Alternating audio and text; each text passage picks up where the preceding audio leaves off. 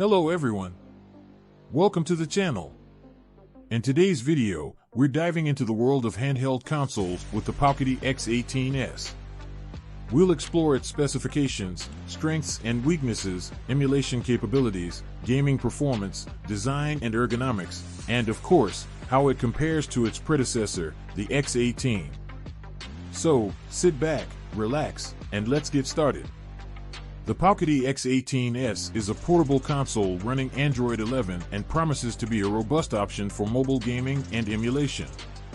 With a 5.5-inch screen, T618 octa-core processor, 4GB of RAM, and 64GB of internal storage, it seems to have everything to be a strong contender in the market. The X18S has a clamshell form factor, which is great for protecting the screen. The L1 and R1 buttons have been optimized for a better feel when pressed, and the D-P-A-D and function buttons have also been improved. But how does this translate in practice? Let's check it out. It promises to run games well up to the Sega Saturn, going up to the PlayStation 2, although with questionable performance, and other systems with some ease. But is it really? Let's look at its capacity through emulation capacity. Score A indicates that almost all games can be played at full speed without frame skip until the Sega Saturn. From the GameCube to the PlayStation 2, the C score is obtained, which means that most games are playable, but mainly with frame skip, with difficulties in games that are more difficult to emulate.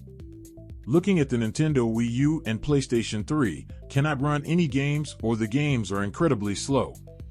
Finally, Nintendo Switch, where only the games that are easiest to emulate are almost impossible to play.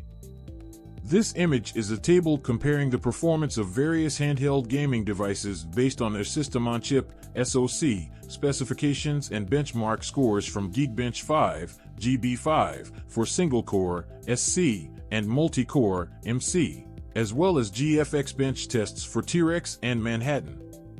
The Powkiddy X18S, which is equipped with the Unisoc Tiger T618 SoC, has a GB5 single-core score of 370 and a multi-core score of 1215. It also shows GFX bench scores of 2518 for T-Rex and 1268 for Manhattan. The Unisoc Tiger T618 is a mid-range SoC with 2 ARM Cortex-A75 cores and 6 ARM Cortex-A55 cores, all running at 2.00 GHz, and it includes a Mali G52 GPU. The benchmark scores indicate that the Powkiddy X18S has a respectable performance for a handheld gaming device, with its GPU performance being particularly strong in the T-Rex test compared to other devices in the list. The table also includes other devices for comparison, such as the RP2 with an MT6580 SoC, the GPD XD with an RK3288 SoC, and the Odin Base/Pro with an SD845 SoC, among others. These scores provide a snapshot of how the Powkiddy X18S stacks up against other devices in terms of processing and graphics performance. The X18S appears to be in the middle of the pack, offering better performance than some older or less powerful devices, but not matching the top-performing devices like the Odin Base/Pro with the Snapdragon 845 SoC.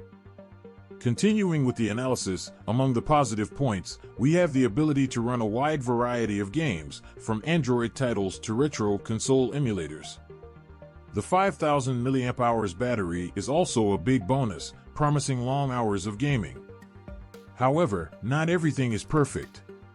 Some users reported that the build quality could be better and that the button layout is not ideal. Additionally, it appears that Powkiddy relies on the community to resolve firmware and operating system issues, which can be a disadvantage for those without technical knowledge. Okay, but how does it compare to the previous model, the X18?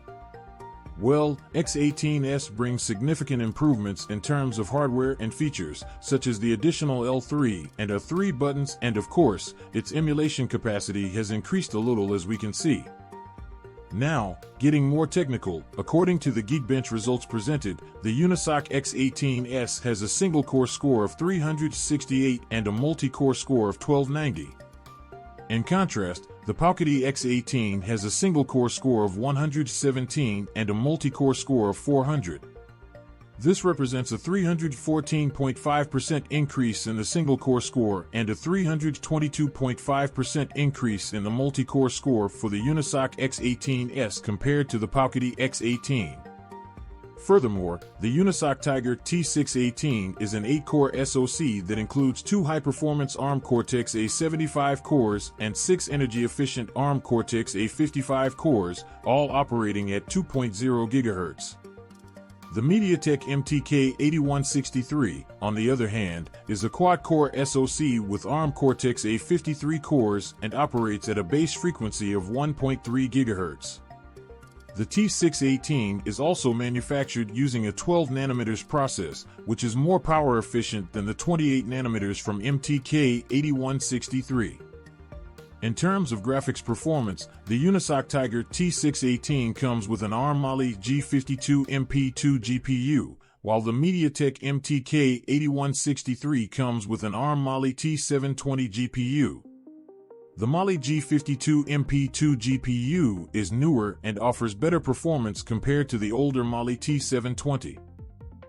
In summary, the Unisoc Tiger T618 offers significantly better performance in both CPU and GPU tasks compared to the MediaTek MTK8163, which translates into a smoother user experience and the ability to run more demanding games and applications on the Powkiddy X18S.